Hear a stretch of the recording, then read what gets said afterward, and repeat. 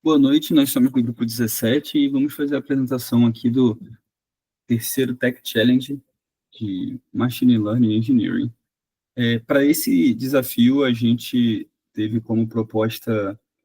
realizar um modelo de Machine Learning que pudesse fazer a previsão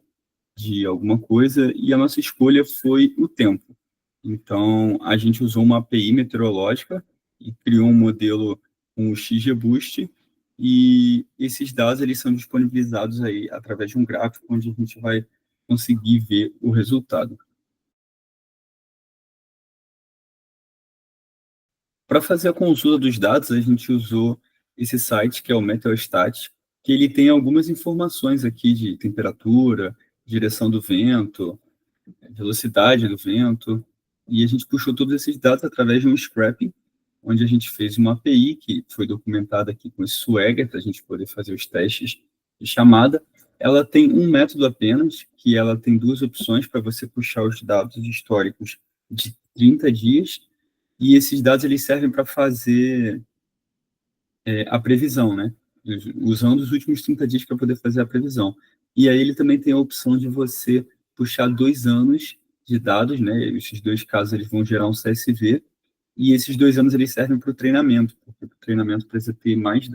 máximo de dados possíveis aí. Esses dados todos eles são disponibilizados no CSV, e essa API está disponível aí no arquivo api.py, tá? E está dentro do nosso projeto. Para o nosso modelo aqui de Gradient Boost, a gente escolheu 6 features para fazer a previsão, que seriam ali a direção do vento, a velocidade do vento, a pressão, dia da semana, o mês e o ano, e como target a gente pegou a temperatura mínima e a temperatura máxima. No momento de treinar, a gente tem que pensar em evitar o underfitting e o overfitting. Então, para evitar, a gente teve que ajustar alguns parâmetros, como o max def, o número de n-estimators, com o intuito aí de ver como que o nosso modelo ia ficando melhor. Tem que fazer alguns testes e a gente foi chegando nesses valores. Para calcular a eficiência aí do nosso modelo, a gente usou 2 parâmetros, foi o MSE e o R2, e geramos esses gráficos aqui para ver o quão o nosso modelo estava acertando ou errando. Ele chegou em valores bem próximos ali da realidade, o que deixou a gente satisfeito com essa versão inicial do modelo.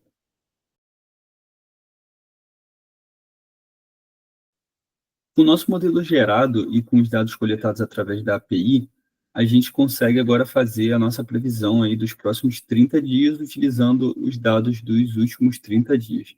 O nosso modelo ele fica nesse modelo temperatura.pkl, e ele vai ser chamado aqui nesse previsão do tempo.py, que vai gerar um CSV para a gente com as previsões dos últimos 30 dias, que vai ser importante aí para a gente poder plotar isso num gráfico e ver como está ficando essa previsão. Aí, no final, depois que esse código roda, ele gera um gráfico aqui com as nossas temperaturas mínimas e máximas previstas, para a gente ver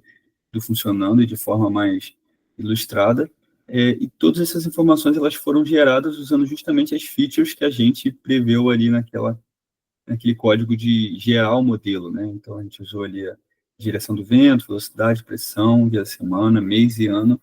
que foi coletada do site através da API, junto com as temperaturas máximas e mínimas, e o nosso modelo depois usa essas informações para tentar prever a temperatura máxima e mínima dos próximos dias.